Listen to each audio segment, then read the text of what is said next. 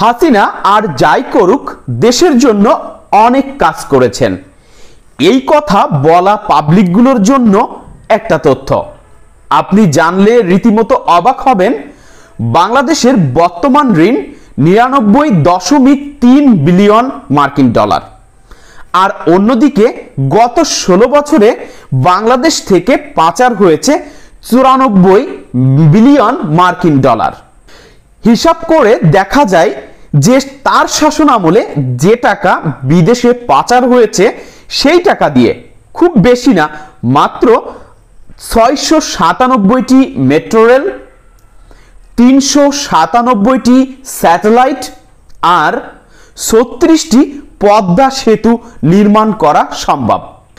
আপনি জানলে রীতিমতো অবাক হবেন যে বর্তমানে আমাদের মাথাপিছু মানে প্রত্যেকের মাথাপিছু ঋণ 1.5 লক্ষ টাকা, অথচ তিনি তার বাবার ভাস্কর্য নির্মাণের জন্য এ পর্যন্ত খরচ করেছেন 400 কোটি টাকা।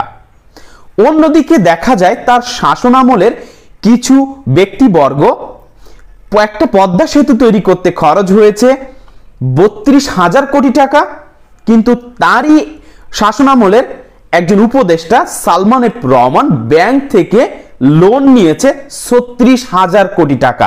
এটা ভাবলে রীতিমতো গা শিউরে ওঠে।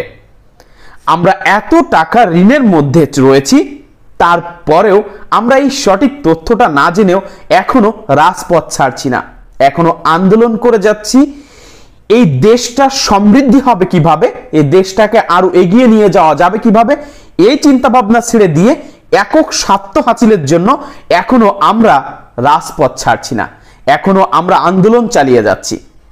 কিন্তু কি করলে দেশের ভালো হবে এটার চিন্তা আমরা কেউ করছি না। আমরা যে এত টাকা ঋণের বোঝা নিয়ে চলছি এই চিন্তা ভাবনাটা আমাদের মানুষের মধ্যে নাই।